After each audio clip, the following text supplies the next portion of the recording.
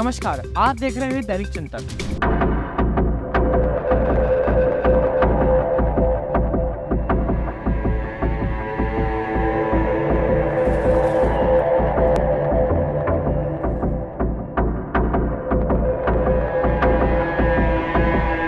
करीब एक माह पूर्व भिलाई के खुर्सीपार में हुई चोरी के मामले का खुलासा हो गया है। इस मामले में पुलिस ने 3 आरोपियों को गिरफ्तार किया है। आरोपी के कब्जे से 8 लाख रुपए से भी ज्यादा के जेवर बरामद किए गए हैं। पकड़े गए आरोपियों में स्वीपर मोहल्ला देना बैंक के पीछे रहने वाले एस थॉमस, किशन कुमार व गौरव विलियम शामिल है। तीनों आरोपियों के खिलाफ थाना खुर्सीपार पुलिस ने विधिवत कार्रवाई की है। दरअसल यह घटना 12 अक्टूबर दशहरा पर्व की है। खुर्सीपार निवासी डी हेमराज अपने पूरे परिवार के साथ दशहरा उत्सव देखने गए हुए थे। रात लगभग 10:30 बजे जब वह घर पहुंचे तो किचन के ऊपर लगा टी शर्ट टूटा मिला। अलमारी का सामान बिखरा हुआ था। लॉकर का ताला तोड़कर अंदर रखा सामान, जिसमें सोने चांदी के जेवर आदि, अज्ञात चोर ले गए थे। शिकायत पर खुर्सीपार पुलिस ने मामले में FIR कायम कर विवेचना में लिया। घटना स्थल का निरीक्षण कर प्रार्थी के घर के आसपास क्षेत्र में रहने वाले लोगों से पूछताछ की गई। यही नहीं, आसपास के क्षेत्र से CCTV फुटेज का भी अवलोकन किया गया। इसी दौरान मुखबिर से सूचना मिली कि खुर्सीपार देना बैंक के पीछे स्वीपर बस्ती का रहने वाला एक लड़का एस थॉमस अपने पास सोने चांदी के कुछ जेवरात रखा हुआ है, जिसे बेचने के लिए अपने 4-5 साथियों के साथ ग्राहक की तलाश कर रहा है।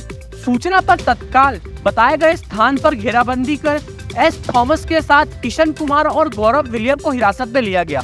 पूछताछ में तीनों ने मिलकर दशहरा के दिन डी हेमराज के घर पर चोरी करने की स्वीकार किया। चोरी की जेवर को तीनों ने आपस में बांटकर बेचने की तैयारी में थे।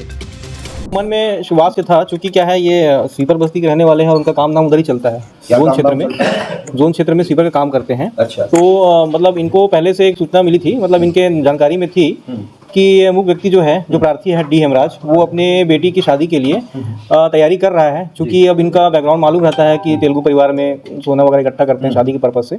तो ये उस समय ये लोग प्लॉटिंग किए हुए थे कि जैसे ही मतलब इनके पास ठीक ठाक सोना हो जाएगा तो हम तीनों में से कोई जानता है कि इसको डी हेमराज को, जिसमें लगभग 10:30 बजे और के आसपास ये चोरी की घटना बताई जा रही है। क्योंकि उस समय दशहरे का समय था, दशहरे का टाइम था।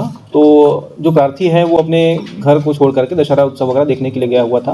क्योंकि इनके घर में बेटी की शादी की तैयारी चल रही है। कुछ समय बाद, 2-3 महीने के बाद बेटी की शादी होने वाली है। तो उस पर्पज़ से ये लोग ऑर्नामेंट वगैरह जो था बनवा करके रखे हुए थे।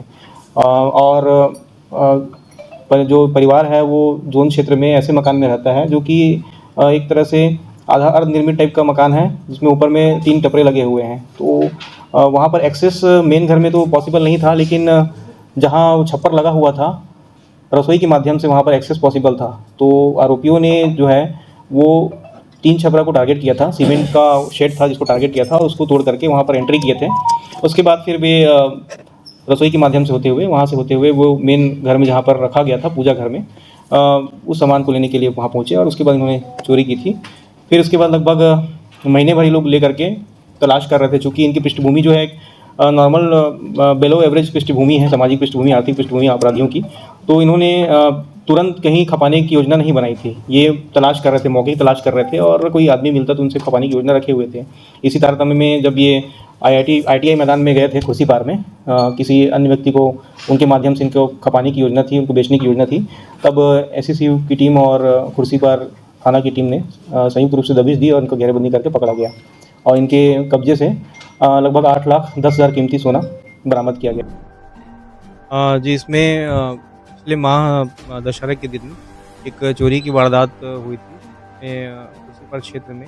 प्रार्थी डी हेमराज के घर से ये रसोई के जो शेड होता है उसको तोड़ करके लड़के लोग उसमें घुसे थे, जो आरोपी हैं। और उसके बाद उनके द्वारा जो इकट्ठा किया हुआ सोना था, मतलब उन्होंने अपनी बेटी की शादी के पर्पज़ से उसको रखा हुआ था। तो उसको ये लड़के जो थे वो चुरा करके ले गए थे। काफ़ी समय से ये जो आरोपी थे वो अलग अलग जगहों में जा करके कर रहे थे।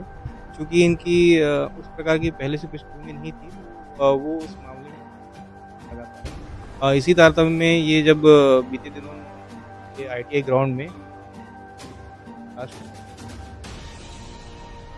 अब एसएसयू की टीम और सरकार की टीम को एक इत्तला मिली थी कि बस में दोनों टीमों ने दबिश दी थी और बरामद किया गया था। देखिए, पहले से ये हमको अंदेशा था कि क्या करते थे और इसकी फुटेज के आधार में भी उनका मूवमेंट पता था। ये लड़के लगातार अपना जगह बदल रहे थे, घटना कारित करने के बाद से ट्रैक कर नहीं पा रहे। फिर वापस फिर हुए, उसका आना जाना आमद रफत बढ़ी, फिर उनको ट्रैक करके फिर उनके पीछे फिर धन्यवाद। आप देख रहे हैं दैनिक चिंतक।